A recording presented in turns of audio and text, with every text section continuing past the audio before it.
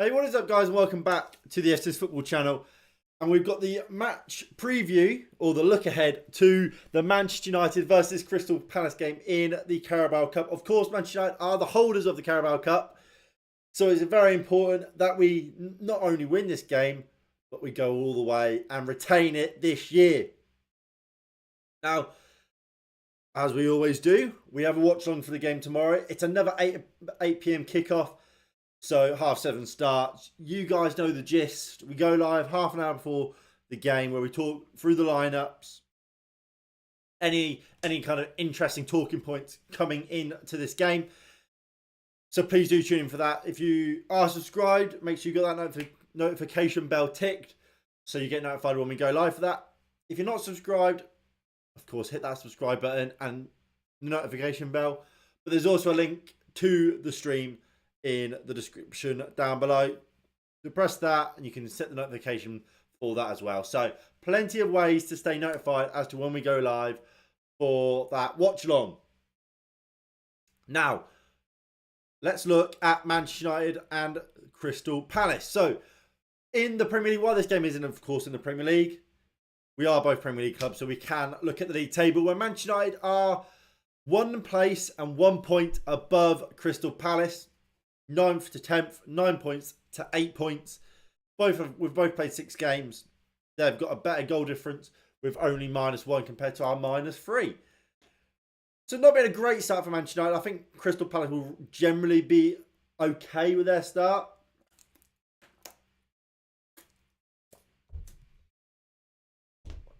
I'm just trying to think about Crystal Palace's fixtures. I don't believe they've had the easiest run of games. They've had Fulham, Villa. Villa aren't an easy team to beat. Obviously, they've played Arsenal as well. Maybe, and Brentford. They're not an easy team, are they, to beat Brentford? So they've not had an easy run of games, Crystal Palace, but they can maybe feel a little bit disappointed not to have more points. When it comes to Manchester United and our last game, of course, it was Burnley and it was that 1-0 win. Thanks to that Bruno Fernandes terrific finish from that. Well, it was a worldie of a ball from Johnny Evans, weren't it? Who expected that from Johnny Evans? I certainly didn't. Bloody hell. Who knew Johnny Evans had so much about him? What a player, Johnny Evans. What a player. I mean, we was on the watch on, obviously, on the build to the game, and we were kind of taking the piss out of Johnny Evans, saying, how on earth is Johnny Evans starting in game for Manchester United, given what his last game was near when we lost to MK Dons? But somehow he did it, and he played fantastically well. He got man of the match from me, got man of the match from a lot of people as well. And generally in this Burnley game, were Manchester United great? No, we weren't brilliant, were we? But we got the result we needed. And I think that's kind of the most important thing, especially given how many injuries and how many players we had missing going into that game. It was really a case of just trying to get the result over the line. Performance weren't great, and we do need to start seeing an upturn in performance. But like I say, that game for me was about kind of weathering the storm, kind of getting through this game, and hoping we get a few players back from injury and we can kind of look to push on from there.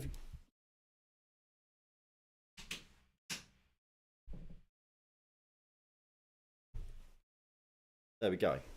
Line's a little bit better now. So then if we talk about injuries, we'll move into team news. So we'll start off with Crystal Palace. So they, as we said, they sit in 10th in the Premier League. Draw, loss, win, draw, loss is their last 5 games. Most recently, that draw against Fulham, 0-0. So there's not many goals in this Crystal Palace team. When you look at their injury list, there is some goals. There's a goal scorer there in Odson Edouard. There is a creator and a goal scorer in Michael Olise. And there's a new signing in Jefferson Lerma. So 3 big players really out for Crystal Palace. I would argue all 3 of those are starters for Palace, and they're missing all 3 of them. So that is a big advantage to Manchester United coming into this game. When you're looking at key players, I think it's hard to look past the three I've mentioned there.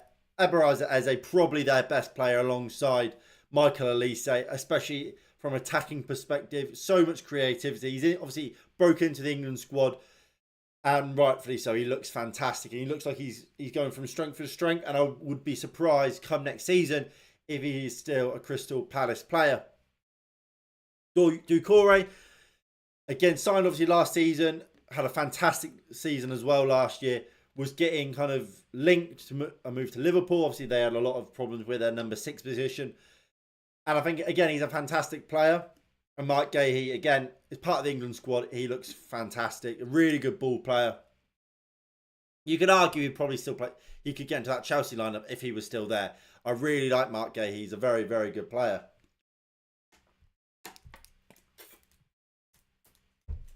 All that kind of being said, this is something I actually think we will see from Crystal Palace today. So Dean Henderson yet to make his Crystal Palace debut since leaving Manchester United. However, I do think Roy Hodgson will throw him in for this game. To me, look, at some point you imagine Dean Henderson will become their number 1 at Crystal Palace. So what better time to kind of throw him in than in a cup game, see how he gets on. If he sinks, then you take him out and say, look, Sam Johnson's going to play in the league game against us, which is obviously their next game after this League Cup game. If he swims, then you say, look, right, this is the moment Dean Henderson will become our number 1. I think it just makes a lot of sense to throw Dean Henderson in there if you're a Crystal Palace. If you're Roy Hodgson and you're Crystal Palace, so I think he will. Joel Ward, Anderson, Mark Gahey and Tariq Mitchell. Maybe we'll see Nathaniel Klein, but I think it will be that back four with Doucouré, Schlupp and Will Hughes as midfield double pivot, midfield 3, sorry. I don't think, with Lerma missing, with Edouard missing, with Elise missing, I don't really see the other options for that midfield / front line. And obviously that front line is Jordan Ayew, Eze and Edouard, and Mateta, sorry. I would say if Edouard was fit and Elise was fit, you might see either Will Hughes or Jeffrey Schlupp come out, and you see Elise maybe start or an Edouard start in the wing. However, and then obviously Eze will move into maybe a number 10. But while that's not the case, I think Eze kind of has to play left wing out of necessity, which we'll see either Schlupp or Will Hughes join that midfield 3. As I said, Edouard being out means Mateta will almost certainly start up top as well, given that there is no Michael Elise. Jordan Ayew will almost certainly start on the right.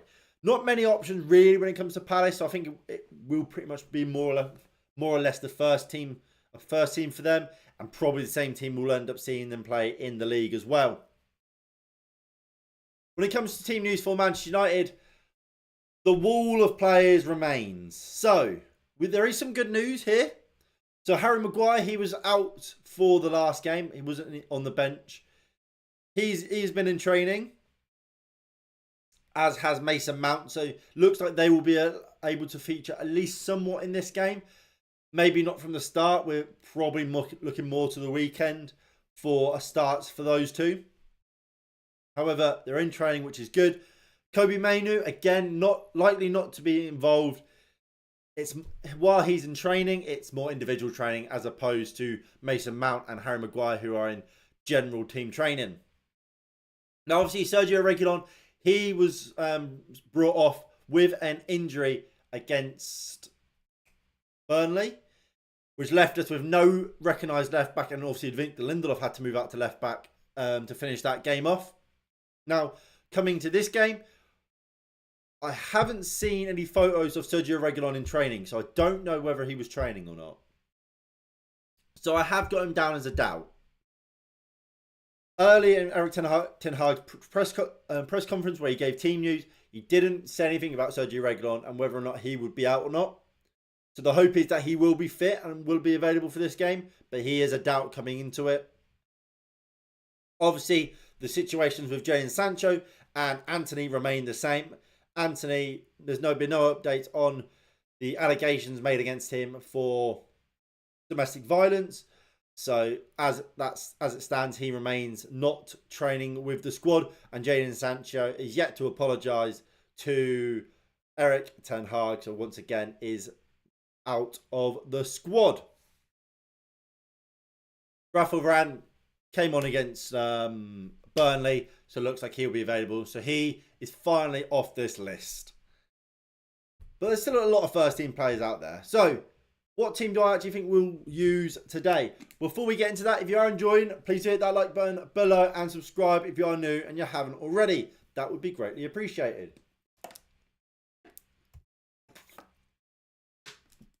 So this is the team I think we will go with today. So I think we will see a debut for Alte Benadir. I'm not sure how you pronounce it, but I think we will see him start over Andre Onana in this game. You think back to last season, in the cup games, we saw Martin Dubravka and we saw Tom Heaton play pretty much every game in the early rounds of cups. So I don't see why this year would be any different. Now with the back line as kind of the issues with the back line, I don't really know where we'll go. Obviously, some positions pick themselves. So Diego Dalot will almost certainly start. Whether that's at left back or right back, we don't know. I think Varane will come back in. If he's fit now, I think he will start. And then whether Johnny Evans will play, whether Victor Lindelof will play, or if both of those plays and Reguilon can't. I think Reguilon, if he is available, he will start. And obviously that will be at left back. And that means I think it will be a toss-up between Johnny Evans and Victor Lindelof. And given how well Johnny Evans played in the last game, of course, getting man of the match, the assist, I wouldn't be surprised to see Erik ten Hag go with Johnny Evans. So I think this will be the back line. But as I say, this quite easily could be either Dalot at left back and Victor Lindelof playing at right back, or Dalot stays at right back and Lindelof starts at left back, as we saw in that game against Burnley. Midfield, I think we will see Sofiane Amrabat starting on midfield alongside Casemiro. I think Erik ten Hag wants to try this midfield out, so I think he will, especially if Amrabat is now fit and available. I think it just makes sense for him to kind of throw it out and see what happens. Again, look, this is a cup game. It is a chance to experiment with the squad a little bit. That means I think he will rest Bruno Fernandes in this game and will start Mason Mount. Alejandro Garnacho will start on the left, Pellistri on the right, and I think he will go with Marcus Rashford up top. I don't think Erik ten Hag really likes resting both Bruno Fernandes and Marcus Rashford. Because of how unjointed we are as a team, I think we need to have, as they call, game breakers. And really our only two game breakers are Bruno Fernandes and Marcus Rashford. So I think it's an issue to have both of those rested. So I think he will start with Marcus Rashford, move him up top to give game time to Alejandro Garnacho and Pellistri, and just give a chance to Rasmus Højlund to rest. And I think we probably will end up seeing Martial come on. But I think, again, it's more just resting Højlund, making sure, obviously, he's only fairly recently recovered from that back injury. We don't want to risk it. Højlund hasn't played a full 90 yet. So it's an opportunity to just give him a little rest and not kind of just let him get to 100% for the league game, I suppose. And if he is still somewhat carrying that back injury that he had, making sure that can kind of disappear without a trace. When it comes to my team, I would start a fairly similar team. So obviously the back line and goalkeeper, again, I stick with Erik ten Hag. If Reguilon is fit, I would go with Reguilon. If he's not, I would actually put Lindelof at right back with Dalot at left back. But I'm hoping and praying Sergio Reguilon will be fit. So I have gone with him. Now, I would drop Casemiro. I think it's worth resting Casemiro. While we want to beat this Crystal Palace team, I think the league games are more important. I think Amrabat can play as a lone six. And I think realistically this season, Mason Mount will be our right centre mid. Our advanced number 8 that will become a number 10 alongside Bruno Fernandes. So we want to see Mason Mount play in there. So I would go with Mason Mount there. Amrabat alongside him. Now, there was question marks. Should I start Bruno Fernandes or Donny van de Beek? I've gone with Donny van de Beek. Again, just simply to give an opportunity for Bruno Fernandes to be rested. He's going to play a lot of games this season, Bruno Fernandes, as he did last year. I think if you've got an opportunity to rest him, like today or tomorrow, I would. That being said, I would not be opposed to playing Bruno Fernandes simply because it then allows us to try out that trio of Amrabat, Mount and Bruno Fernandes, because I do think it's a midfield that we could see quite a lot this season. I don't think Casemiro's had a great start to the season. I think Amrabat kind of suits what Erik ten Hag wants from his number 6 a little bit more press resistant, can take the ball from the back line, a good defender. I think in those aspects he's a better number 6 than Casemiro. Casemiro is obviously an elite ball winner. He's good on the ball as well, but he's more defensively minded as opposed to Amrabat, who's more on the ball. What can he do with it?